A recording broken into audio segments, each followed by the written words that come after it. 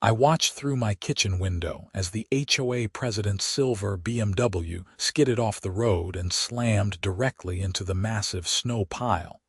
I had spent 3 hours building at the edge of my driveway, and I knew with absolute certainty that my life was about to become a living nightmare. My name is Ethan Norwood, and I had been living in the Meadowbrook Estates subdivision in Grand Rapids, Michigan, for exactly 18 months when this whole mess started. It was February 2026, and we had just gotten walloped by one of the worst winter storms the area had seen in years. 22 inches of heavy, wet snow had buried the entire neighborhood overnight, and by 7 in the morning, I was already outside with my snowblower, clearing my driveway like any reasonable homeowner would do. The thing about my property is that I have a corner lot. My driveway sits at the intersection of Maple Drive and Elm Street, which means I have more frontage to clear than most of my neighbors. I am also one of those people who actually enjoys the physical work of snow removal.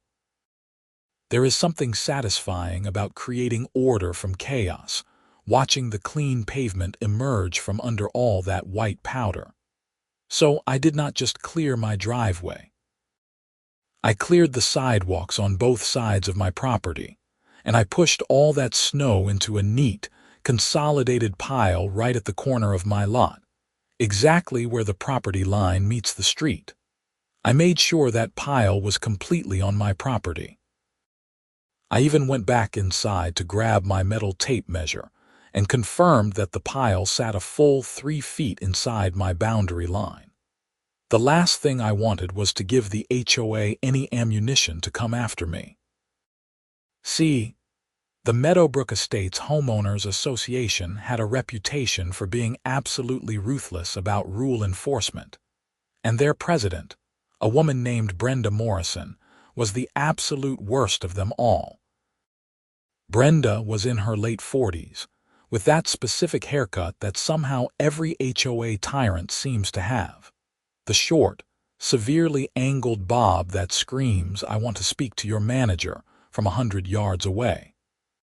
She drove that silver BMW like it was a weapon, always speeding through the neighborhood streets at least 15 miles per hour over the posted limit.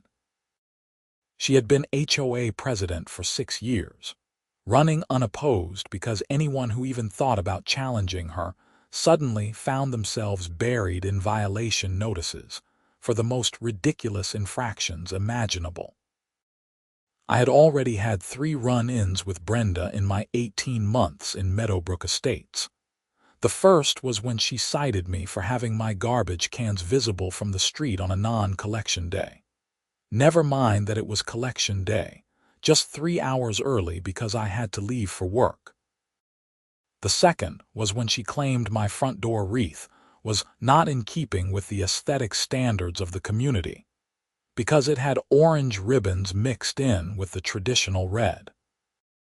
The third time, she tried to fine me because my lawn was apparently a 1/4 inch too long, even though I had just mowed it the day before and it met the stated requirements in the HOA bylaws.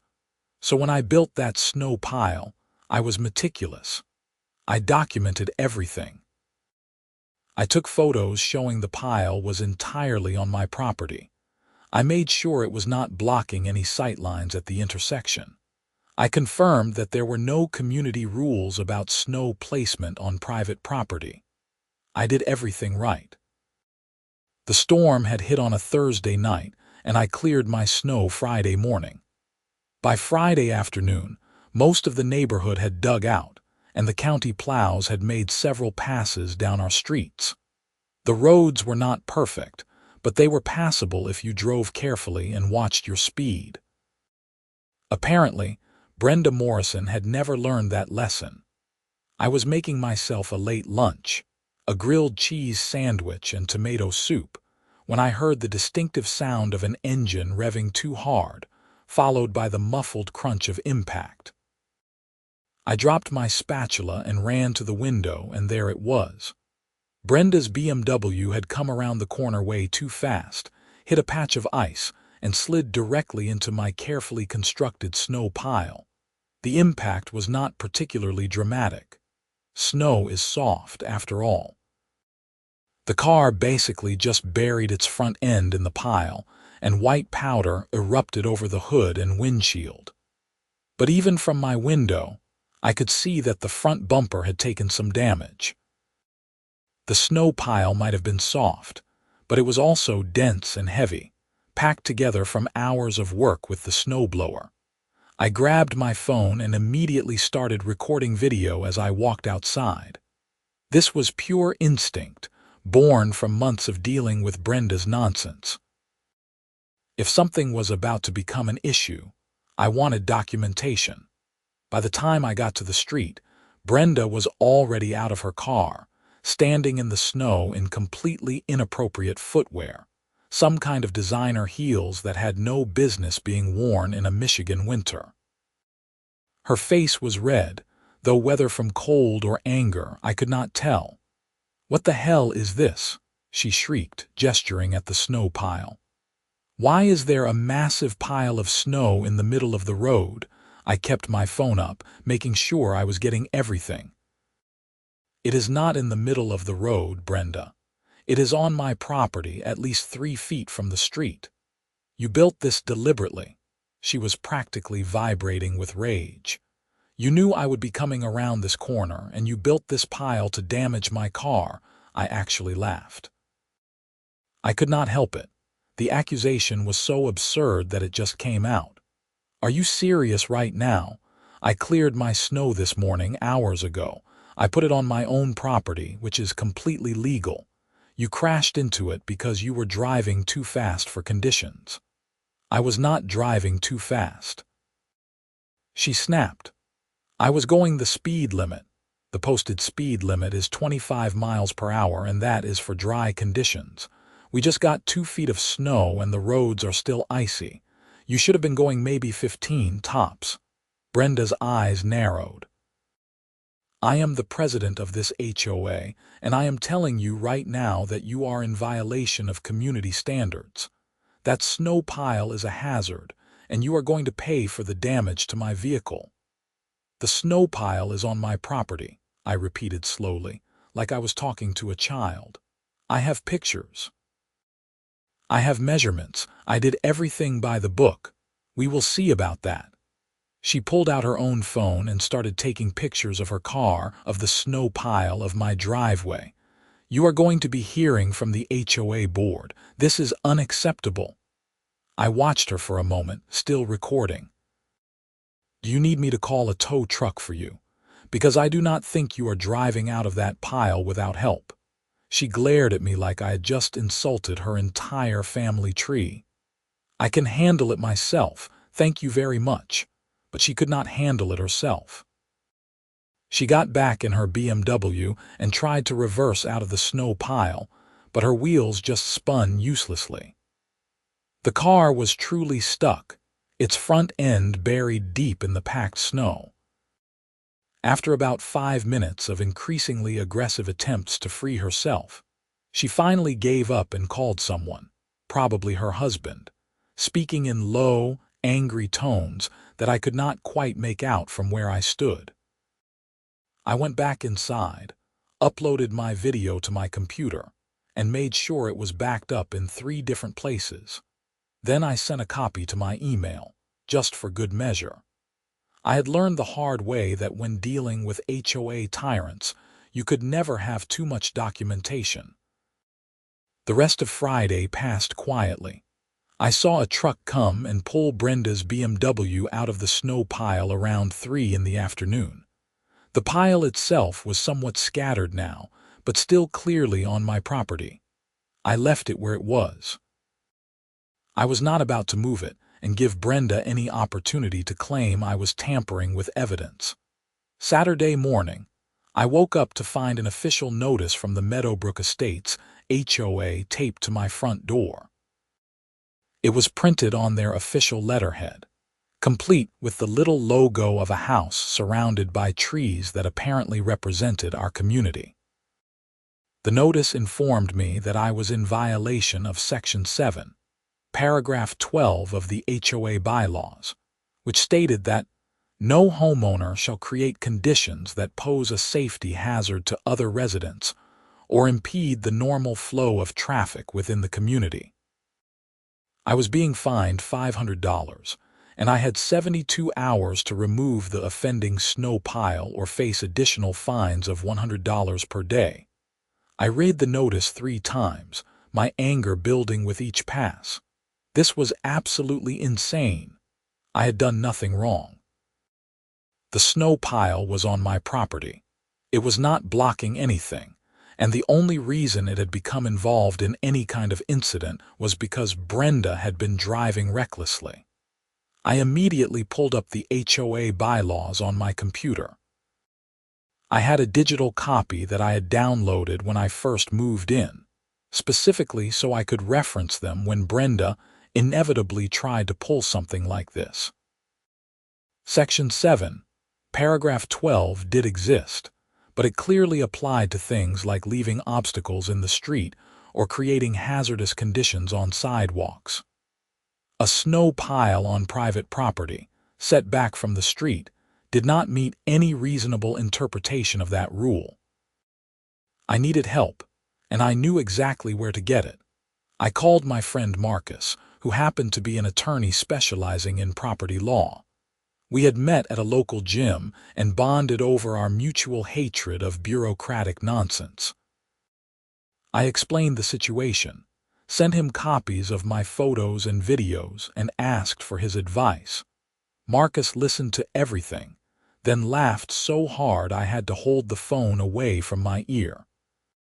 "Ethan, this is the most ridiculous thing I have heard all month, and I deal with frivolous lawsuits for a living. She crashed into a snow pile on your property and is now trying to fine you for it." "That is exactly what is happening," I confirmed. "What can I do about it?" "First, do not pay the fine. Do not even acknowledge it beyond documenting that you received it. Second, respond in writing to the HOA board, not just Brenda, and explain exactly what happened. Include your photos and videos. Make it clear that the snow pile was on your property and that Brenda's accident was caused by her own negligent driving. Third, and this is important, file a formal complaint about Brenda's abuse of her position as HOA president." "Can I do that?" I asked. "I mean, will it actually go anywhere?" HOAs are governed by their bylaws, and those bylaws almost always include provisions for removing board members who abuse their authority. If you can show a pattern of harassment and retaliation, you have grounds to have her removed from the board entirely. Plus, and I am just saying this as a bonus, if she tries to take you to small claims court for the damage to her car, you will win easily. She was driving too fast for conditions and lost control of her vehicle. That is textbook negligence on her part. I felt some of my tension ease. So I am not crazy. This is as absurd as I think it is. It is absolutely absurd. But HOAs attract a certain type of person, you know. People who crave power but have no real authority anywhere else in their lives. So they become HOA presidents and make everyone else miserable. The good news is that they usually hang themselves eventually. They overreach, they abuse their power, and then someone finally pushes back hard enough that the whole thing collapses. "I want to be that someone," I said. "I am so tired of her nonsense. Then let us make it happen. Draft that response letter and I will review it before you send it. Make sure it is professional and factual. No emotions, no insults, just the facts of what happened and why the fine is unjustified. Then we will go from there." I spent the rest of Saturday drafting my response. It took me hours to get the tone right.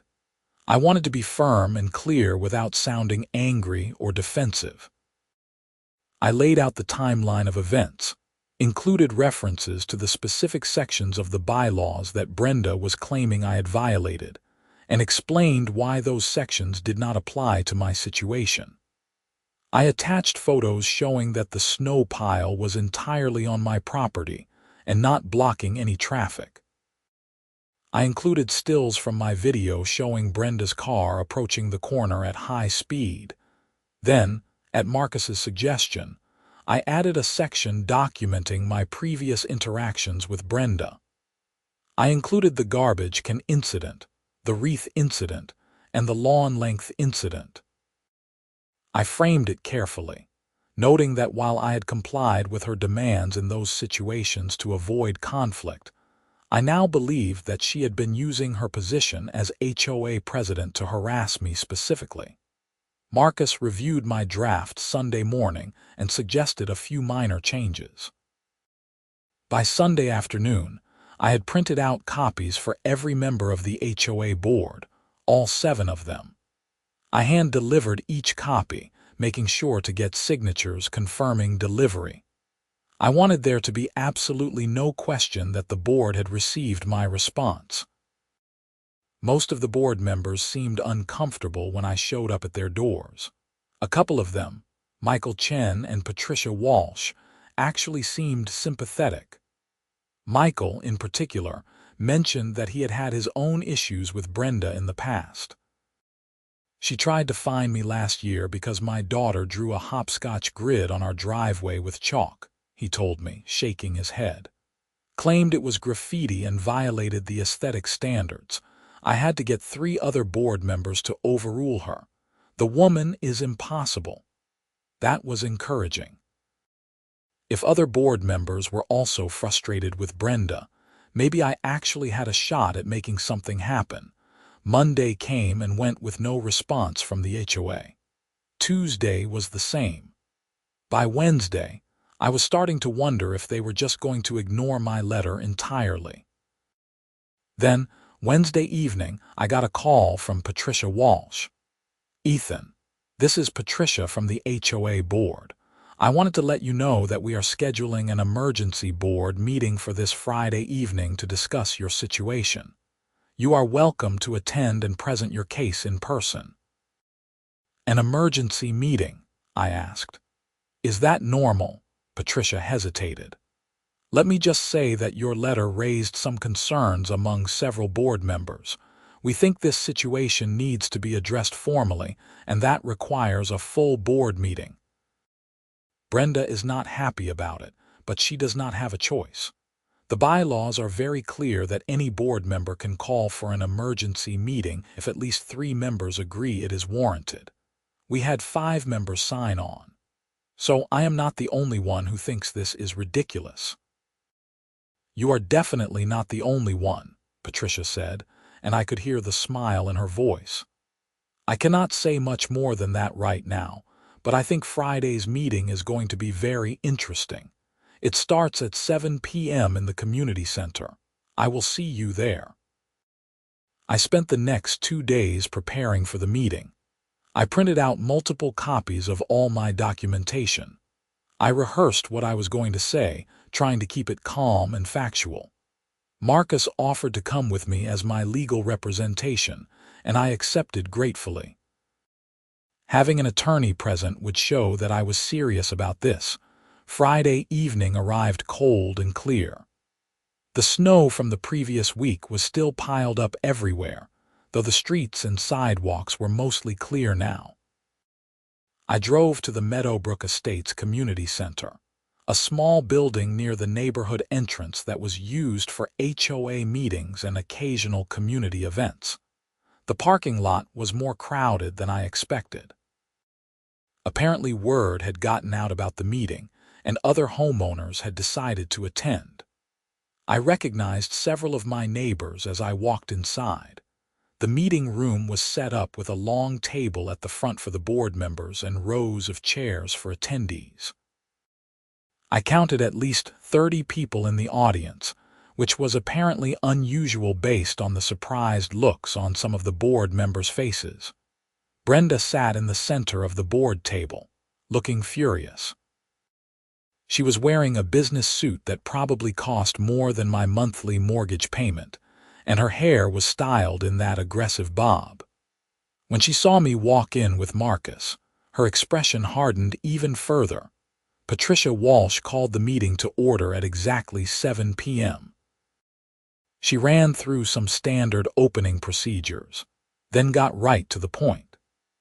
We are here tonight to address a complaint filed by President Morrison regarding a snow pile on the property of Ethan Norwood, and Mr. Norwood's subsequent response disputing the violation notice he received.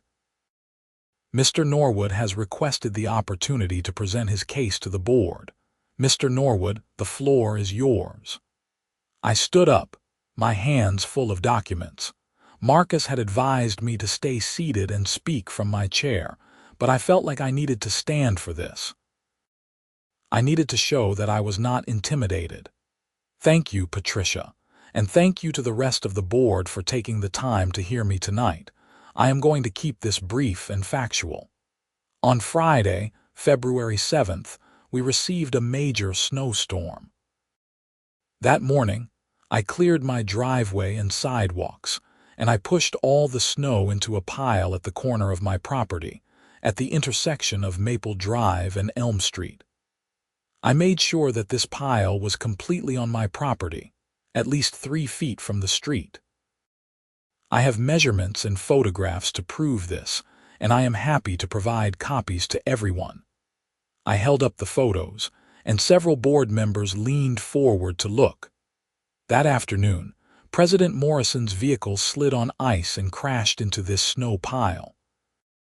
I have video footage of the incident, which clearly shows her vehicle approaching the corner at high speed, losing control on ice and impacting the pile. At no point was the snow pile in the street or blocking traffic. At no point did I create any kind of hazard. I simply cleared my property and placed the snow on my own land. I paused to let that sink in. Several people in the audience were nodding. On Saturday morning, I received a violation notice claiming that I had violated Section 7, Paragraph 12 of the HOA bylaws. That section deals with creating safety hazards or impeding traffic flow. I submit that a snow pile on private property, set well back from the street, does not meet any reasonable definition of a safety hazard or traffic impediment. The only reason President Morrison's vehicle came into contact with my snow pile was because she was driving too fast for conditions and lost control. Brenda slammed her hand on the table. That is a lie. I was not speeding. Patricia held up a hand. Brenda, you will have a chance to respond. Let Mr. Norwood finish. I took a breath and continued.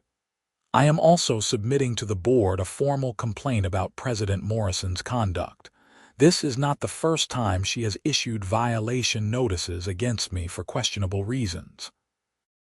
In my 18 months in this community, I have received 3 previous violations, all of which were either factually incorrect or unreasonably strict interpretations of the bylaws. I believe that President Morrison is using her position to harass homeowners who she personally dislikes, and I am requesting that the board investigate her conduct and consider whether she should continue serving as president. The room erupted. Several people in the audience started clapping. Others started talking among themselves. Brenda looked like she was about to have a stroke. Patricia had to bang a gavel to restore order. Everyone, please. This is a formal board meeting and we will conduct it properly. President Morrison, would you like to respond to Mr. Norwood's statements? Brenda stood up, her face flushed. This is absolutely outrageous. Mr. Norwood built that snow pile deliberately to cause problems. He knew that corner is difficult to navigate in winter, and he created a hazard on purpose. The fact that my vehicle was damaged proves that it was a hazard. And as for his accusations about my conduct as president, that is nothing more than a disgruntled homeowner trying to avoid responsibility for his violations. I have always enforced the bylaws fairly and consistently. That is not true, someone shouted from the audience. I turned and saw it was Michael Chen, the board member I had talked to earlier. He was standing up now.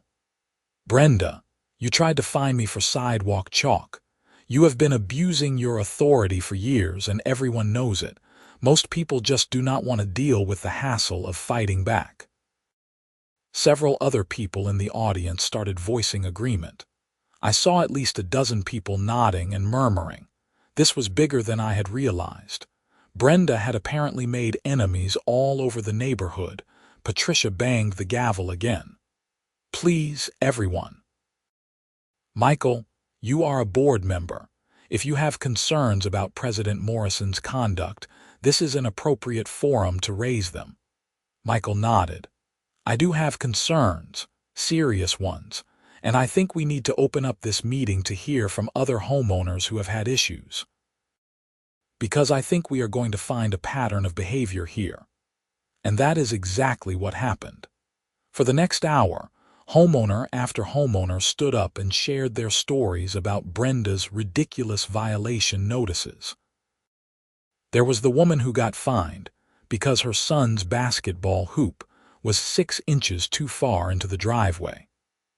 There was the elderly man who got cited for having a lawn ornament that was supposedly too tall, even though the bylaws did not specify any height restrictions.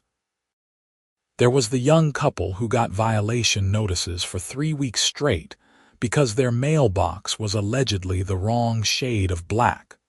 The stories kept coming, and Brenda's face got redder and redder. She tried to interrupt several times, tried to defend her actions, but Patricia would not let her. The gavel kept coming down and Patricia kept saying, "Let them finish. Everyone deserves to be heard." Finally, after the last person had spoken, Patricia turned to the rest of the board. I think we have heard enough testimony to warrant a formal investigation into President Morrison's conduct. The bylaws allow for the removal of a board member if a majority of the board votes that the member has abused their authority or violated their duties. I would like to make a motion that we suspend President Morrison from her duties pending a full investigation. I second that motion, Michael said immediately. Brenda shot to her feet. You cannot do this. I am the president. I have authority here. You have the authority that the bylaws give you, Patricia said calmly. And the bylaws also give us the authority to remove you if you abuse that power. We are going to vote now. All in favor of suspending President Morrison pending investigation, raise your hand. 6 hands went up. Out of 7 board members, only 1 voted against the motion. A man named Robert who I knew was friendly with Brenda. Patricia nodded. The motion passes. Brenda, effective immediately, you are suspended from your duties as HOA president. You are not to issue any violation notices. You are not to access HOA funds, and you are not to represent yourself as president of this board. Is that clear? Brenda looked like she wanted to argue, but something in Patricia's expression must have warned her off. She gathered her papers with shaking hands and stormed out of the meeting room, slamming the door behind her. The room was silent for a moment. Then someone started clapping, and soon everyone was applauding. Patricia had to use the gavel again to restore order. We are not done yet, she said. Mr. Norwood, the board needs to vote on your violation notice. Given what we have heard tonight, and given the evidence you have provided showing that the snow pile was on your property and not creating a hazard, I move that we dismiss the violation and remove it from your record. Seconded, Michael said again. This vote was unanimous. Even Robert voted in favor. Just like that, the $500 fine disappeared, but I was not done yet. I stood up again. Thank you, Patricia. I appreciate the board's fairness in this matter, but I have one more issue to raise. President Morrison, former President Morrison, crashed her vehicle into my property due to her own negligent driving. Her car damaged the snow pile that I had spent hours constructing. More importantly, she then used her position as HOA president to retaliate against me for her own mistake. I believe I am entitled to compensation for the time and effort I spent defending myself against these baseless accusations, and I am considering whether to pursue legal action. Marcus stood up beside me. I am Marcus Webb, Mr. Norwood's attorney. I want to make it clear that Mr. Norwood has grounds for a harassment claim against Miss Morrison personally, and potentially against the HOA if the board had allowed her retaliation to stand. Thanks to the board's actions tonight, we do not believe a lawsuit against the HOA is necessary. However, my client reserves the right to pursue action against Miss Morrison individually if she continues her pattern of harassment. Patricia looked at Marcus, then at me. Mr. Norwood, I think I speak for the entire board when I say that we are deeply sorry for what you have been put through. We should have addressed President Morrison's behavior long ago. If she continues to cause problems for you or any other homeowner, please bring it to our attention immediately and we will take appropriate action. I nodded. Thank you. That is all I wanted to hear. The meeting wrapped up shortly after that. As people filed out, several neighbors came up to thank me for standing up to Brenda. The elderly man who had been cited for his lawn ornament shook my hand so vigorously I thought he might dislocate my shoulder. Someone needed to do it, he said. She has been terrorizing this neighborhood for years. Thank you for having the courage to fight back. I drove home that night feeling a strange mix of exhaustion and satisfaction. I had won. Brenda was suspended, my violation was dismissed, and I had not had to pay a cent. But I also knew this was not really over. People like Brenda did not just give up and go away quietly. I was right. The next morning, I woke up to find my snow pile had been completely demolished. Someone had come during the night and scattered it all over my yard and driveway. It was petty and childish, and it had Brenda written all over it. I grabbed my phone and took pictures of the mess, then checked my security camera footage. I had installed cameras a few months earlier, after the wreath incident, specifically because I did not trust Brenda. And sure enough, there she was on the footage, clear as day, pulling up in her BMW at 2 in the morning and spending 15 minutes kicking and scattering snow all over my property. I called Marcus immediately. She is on my property on camera, vandalizing my snow pile. What do I do? Call the police, Marcus said without hesitation. That is trespassing and vandalism. File a formal report, and send that footage to the HOA board too. They need to see this. I called the Grand Rapids Police Department and explained the situation. They sent an officer over within an hour. Officer Jennifer Ramirez listened to my story, watched the security footage, and shook her head. This is one of the strangest calls I have had in a while, she admitted. But you are right. This is clearly trespassing and vandalism. The fact that it is snow does not matter. She came onto your property without permission and deliberately damaged something that belonged to you. I am going to file a report, and I would recommend that you get a personal protection order against her. Based on what you are telling me about the HOA situation, this sounds like harassment. Can I really get a PPO for this? I asked. Absolutely. You have documented evidence of a pattern of behavior. She has been harassing you for months.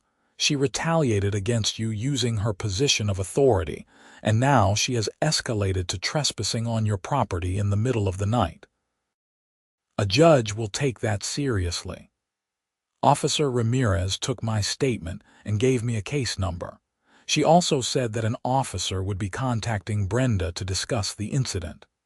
I sent the security footage to Patricia Walsh and the rest of the HOA board, along with a copy of the police report. Patricia called me that afternoon. Ethan, I am so sorry. We had no idea she would do something like this. The board is meeting tonight to discuss permanent removal. This is completely unacceptable. I appreciate that, I said. I am also filing for a PPO. I do not feel safe with her living in the same neighborhood if she is going to pull stunts like this. I do not blame you one bit. Please keep us informed, and if she comes near your property again, call the police immediately." That evening, while the HOA board was meeting to discuss Brenda's fate, I was at the Kent County Courthouse filing for a personal protection order. I brought all my documentation, the violation notices, the photos of the snow pile, the security footage of Brenda vandalizing my property, the police report. The court clerk looked through everything and nodded. "You should not have any trouble getting this approved. The judge will review it and schedule a hearing. You will get a temporary order in the meantime that will be served to the respondent." The temporary PPO was approved the next day. Brenda was not allowed to come within 500 feet of me or my property, and she was not allowed to contact me in any way. A sheriff's deputy served her with the order on Tuesday afternoon. I know this because she called Patricia Walsh screaming about it, and Patricia called me to let me know. Apparently Brenda had completely lost it when she got served, yelling at the deputy that I was the one harassing her, that I had built the snow pile to destroy her car, that the whole HOA board was conspiring against her. The deputy had to warn her that if she did not calm down, she would be arrested for interfering with service of process. The full HOA board meeting happened on Wednesday night. I did not attend this one, at Marcus's advice. He said it was better to let the board handle it without me there, so it did not look like I was trying to influence the outcome. But Michael Chen called me afterward to tell me what happened. "It was unanimous," Michael said. All 7 board members voted to permanently remove Brenda from the board. She is no longer HOA president, and she is no longer a board member at all. We also voted to ban her from attending HOA meetings for 6 months, and if she violates that ban, we will take legal action against her for trespassing. "How did she take it?" I asked. "She did not take it. She did not even show up. Apparently her lawyer advised her not to attend." Which was probably smart, because I do not think she could have kept her composure. We sent her a certified letter notifying her of the decision. So it is really over, as far as the HOA is concerned, yes. Patricia is taking over as president for now, and we are going to have elections in a few months to fill the position permanently. But Ethan, I want you to know that this was the right thing to do. Brenda had been abusing her power for years, and it took someone like you, someone willing to stand up and fight back, to finally end it. A lot of people in this neighborhood owe you a debt of gratitude. The PPO hearing was scheduled for 2 weeks later. I showed up at the courthouse with Marcus, all my documentation organized in a binder. Brenda showed up with her own attorney, a sharp-looking woman in an expensive suit who looked deeply unhappy to be there. The hearing was held in front of Judge Karen Thompson, a no-nonsense woman in her 60s who had clearly seen every kind of petty dispute imaginable. She reviewed my documentation, watched the security footage, and listened as I explained the entire timeline of events. Brenda's attorney tried to argue that it was all a misunderstanding, that Brenda had only been trying to enforce HOA rules, that the snow pile incident was an accident. But Judge Thompson was not buying it. "Counselor, I have reviewed the evidence, and I have to say, I find your client's behavior deeply troubling. Mr. Norwood has provided clear documentation showing a pattern of harassment spanning over a year.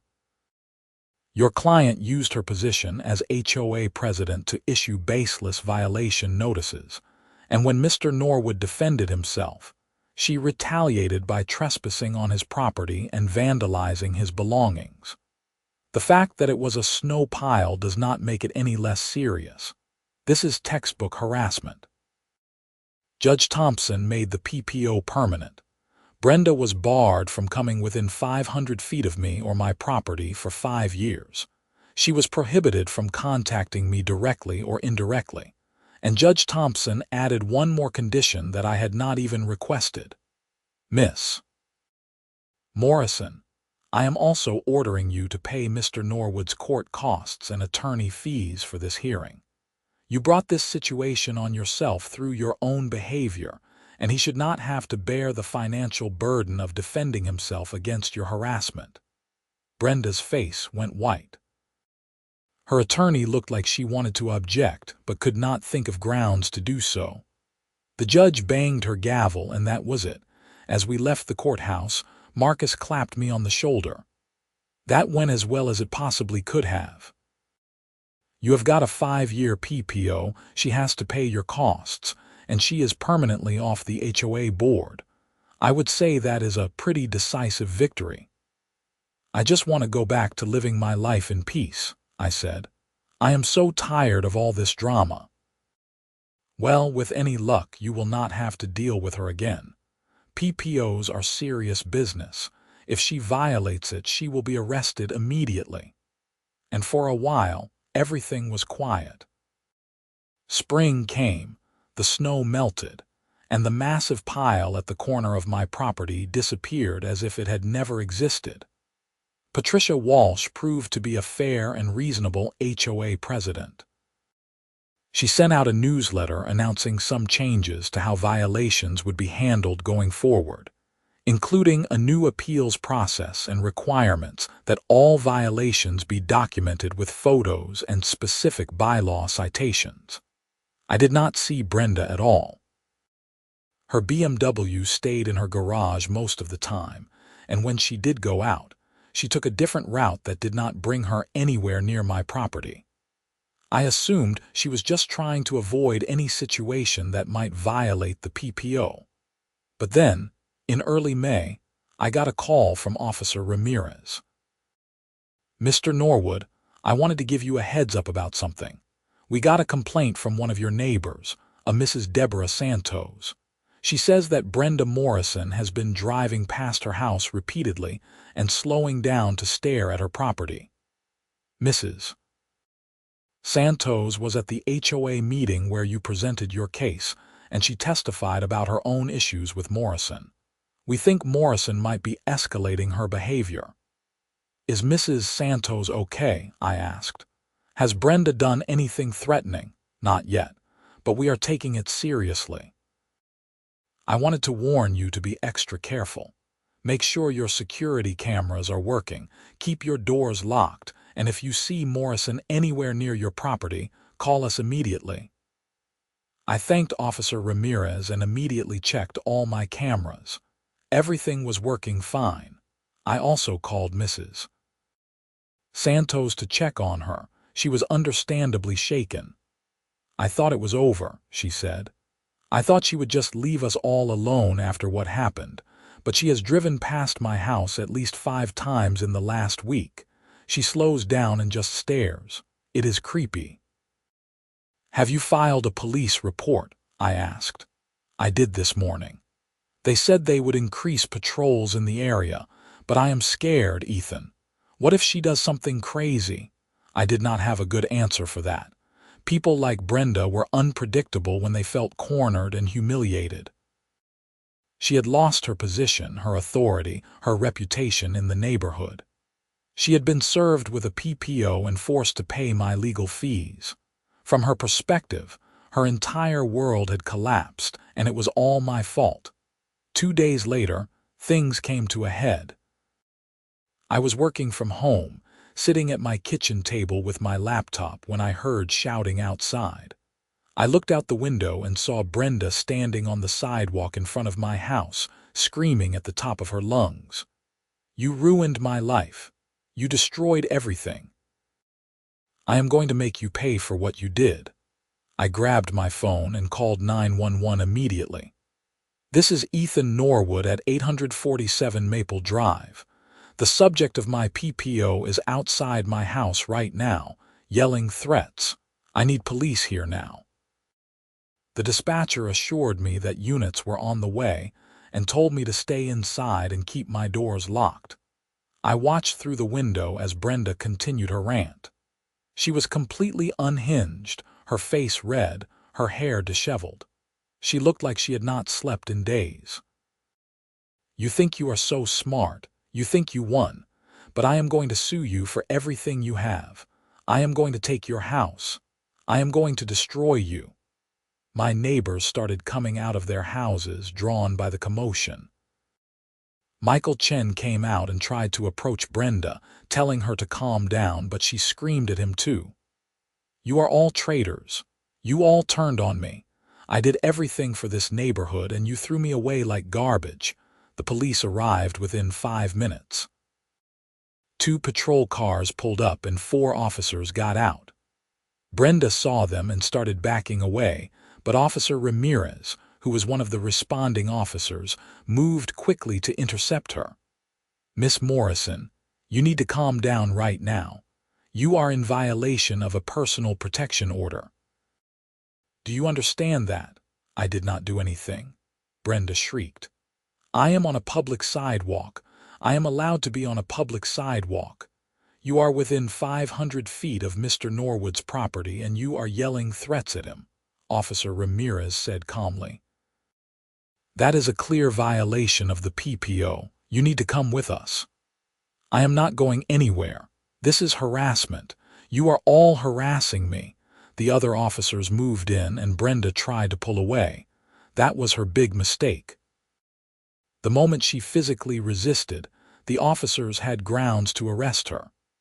They moved quickly, getting her hands behind her back and into handcuffs while she screamed and struggled. I watched from my window, my phone still recording everything, as they put her in the back of a patrol car. Officer Ramirez came to my door a few minutes later. "Are you okay, Mr. Norwood?" "I am fine. Shaken up, but fine." "Is she going to jail?" "Yes. She is being arrested for violating the PPO and for disorderly conduct. Given the circumstances, I expect the prosecutor will take this seriously." "This was not a minor technical violation. She came to your house and made explicit threats.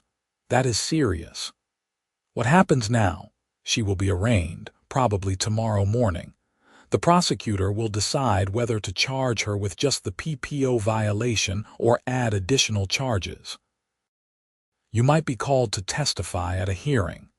But for now, she is off the streets, and she will not be getting bail easily given that she has already violated a court order." Officer Ramirez was right. Brenda was arraigned the next morning and charged with violating a personal protection order, disorderly conduct, and making terroristic threats. The judge denied bail, citing her escalating behavior and the risk she posed to me and potentially other neighbors. The prosecutor assigned to the case, a woman named Jennifer Liu, called me that afternoon. "Mr. Norwood, I have reviewed the police reports and the footage from yesterday. I want you to know that we are taking this very seriously. Miss Morrison's behavior is not acceptable, and we are going to push for significant consequences." "I appreciate that," I said. "I just want to feel safe in my own home." "I understand completely. I am going to be requesting that as part of any plea agreement or sentence, Miss Morrison be required to undergo a psychological evaluation and complete anger management counseling. Her behavior suggests some significant underlying issues that need to be addressed." The case moved through the system over the next several weeks. Brenda's attorney tried to negotiate a plea deal, but Jennifer Liu was not budging on the terms. Finally, in late June, Brenda agreed to plead guilty to violating the PPO and disorderly conduct in exchange for the terroristic threats charge being dropped. At the sentencing hearing, I was allowed to give a victim impact statement. I stood before the judge and explained how Brenda's harassment had affected my life for nearly 2 years. How I had lived in constant stress, never knowing when the next violation notice would appear. how I had been forced to spend time and money defending myself against baseless accusations, how I had been afraid to be in my own home when she showed up screaming threats. The judge, a different one this time, listened carefully. Then he sentenced Brenda to 90 days in jail, to be followed by 2 years of probation.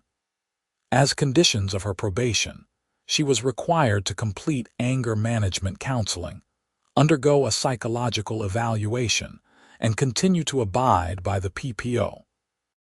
She was also ordered to pay restitution to cover my attorney fees and court costs from both the PPO hearing and the criminal case. "Miss Morrison," the judge said, "you abused a position of trust and authority. You harassed your neighbors, you violated a court order, and you made threats against another person. Your behavior has been utterly unacceptable, and it is clear that you need significant intervention to address whatever issues are driving this conduct. I hope that you will use your time in jail and probation to reflect on your actions and make meaningful changes." Brenda said nothing. She just stared straight ahead as the bailiff led her away to begin her sentence. As I left the courthouse that day, I felt like a weight had finally been lifted. It was over. Really, truly over. Brenda was in jail, she would be on probation for years, and she could not come anywhere near me without facing immediate arrest. Life in Meadowbrook Estates went back to normal, or as normal as it could be after everything that had happened. Patricia Walsh continued as HOA president and did an excellent job. She focused on actual community issues like organizing neighborhood events and maintaining common areas, rather than harassing homeowners over minor infractions. In August, we had HOA elections. Patricia ran for president officially, and she won in a landslide. Michael Chen was elected vice president. They brought in some new board members who were focused on making the HOA actually serve the community rather than rule over it with an iron fist. The Brenda Morrison saga became legendary in the neighborhood. Parents told their kids about it. New homeowners moving in would hear the story and shake their heads in disbelief. The whole situation had been so absurd, so over the top, that it was almost funny in retrospect. Almost. I kept my security cameras running and my documentation organized, just in case. But as the months passed and Brenda remained in jail and then on strict probation, I started to relax. My life went back to being quiet and boring, exactly the way I liked it. Winter came around again, and with it, more snow. When the first big storm hit in January 2027, I was back outside with my snowblower, clearing my driveway. And yes, I pushed all that snow into a nice, neat pile at the corner of my property, exactly where I had put it the year before. But this time, nobody crashed into it. Nobody accused me of building it maliciously. Nobody tried to fine me or harass me or make my life miserable. I stood there in the cold, looking at my perfectly constructed snow pile, and I felt genuinely happy. This was my property. This was my home. And I had fought to protect it from someone who tried to use a position of petty authority to make my life hell. Mrs. Santos came by while I was admiring my handiwork. She was bundled up in a huge winter coat, walking her little terrier. "Nice snow pile, Ethan," she said with a grin. "Thanks. I worked hard on it. Any HOA violations I should know about?" she asked, and we both laughed. "Not this time. I think we are good." "You know," Mrs. Santos said, "I never properly thanked you for what you did, standing up to Brenda like that. A lot of us wanted to do it for years, but we were too scared or too tired. You actually did it, and you freed all of us. So thank you." "You are welcome," I said. "But honestly, I just got lucky. I had documentation, I had a good attorney, and I had neighbors willing to back me up. It could have gone very differently. Maybe. But you were the one who had the courage to fight back. That counts for something. As she walked away with her dog, I thought about that. Courage. I had never really thought of myself as particularly courageous. I had just been a guy who was tired of being pushed around by someone who enjoyed wielding petty power over others. But maybe that was what courage looked like in real life. Not grand, heroic gestures, but just ordinary people deciding that enough was enough and standing up for themselves. Fighting back against bullies, even when it was exhausting and expensive and scary. I finished up outside and went back into my warm house. I made myself a cup of hot chocolate and sat by the window, watching the snow fall. My street was quiet and peaceful. Kids were building snowmen in their yards. Neighbors were out clearing their driveways and chatting with each other. It was exactly what a neighborhood should be. And somewhere, hopefully, Brenda Morrison was learning that actions have consequences, that you cannot abuse power without eventually facing justice, that the people you try to control will eventually find their voices and fight back. I did not hate Brenda. I actually felt a little sorry for her. She had clearly had some serious issues that drove her behavior. But I also knew that holding her accountable had been necessary, not just for me, but for everyone in the neighborhood who had suffered under her tyranny. The HOA sent out a newsletter in February with updates on various community initiatives. Patricia had included a section about conflict resolution and respecting homeowners' rights. There was also a reminder that all HOA board members and officers were there to serve the community, not to rule over it. At the bottom of the newsletter, there was a small note that made me smile. The board would like to remind all homeowners that snow removal is each homeowner's responsibility, and that snow may be placed anywhere on the homeowner's private property, provided it does not create a genuine safety hazard or block public right-of-way.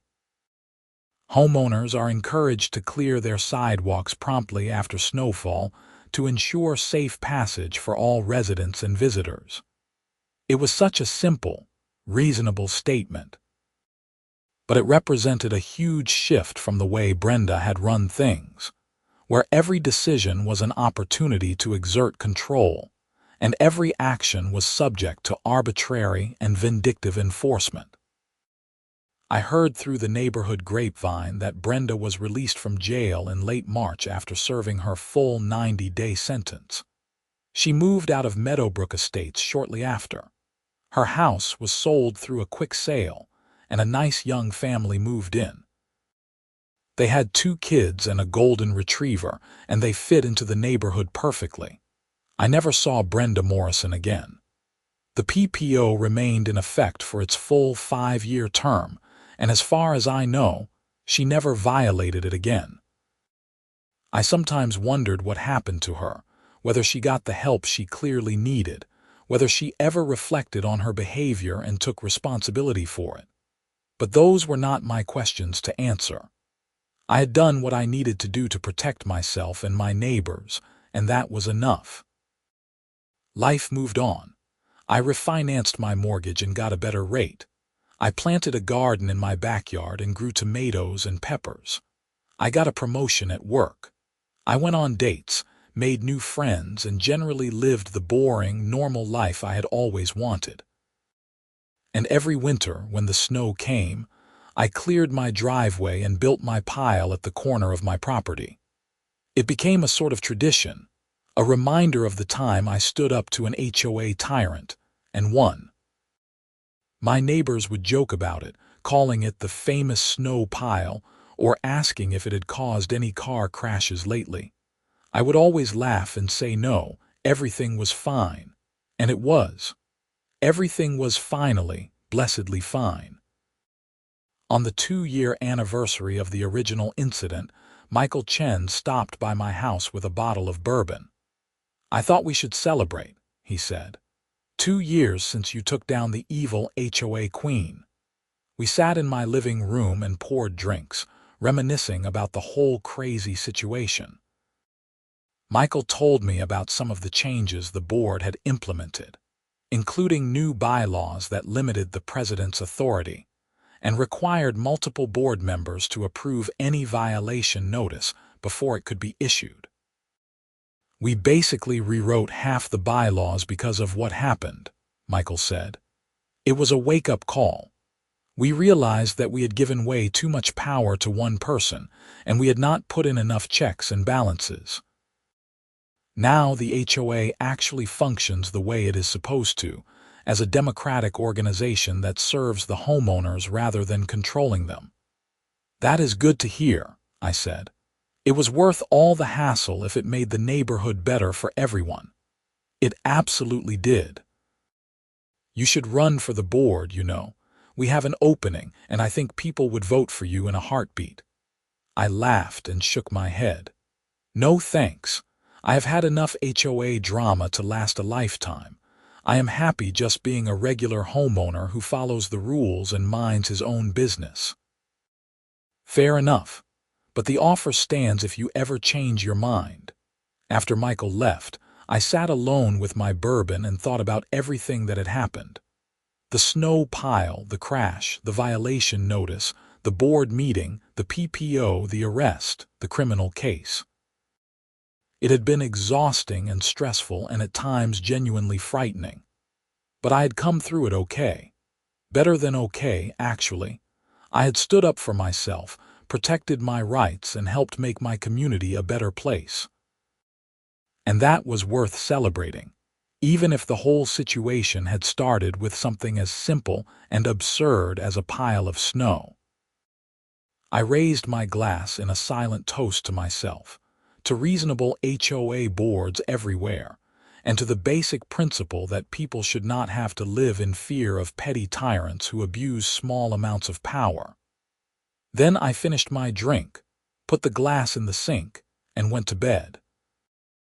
Outside, the winter wind blew and snow began to fall again. By morning, there would be another few inches on the ground, and I would be back outside with my snowblower, clearing my driveway and building another pile. But this time, it would just be a pile of snow. Nothing more, nothing less. Just a pile of snow at the corner of my property, on my own land, bothering absolutely nobody. And that was exactly how it should be.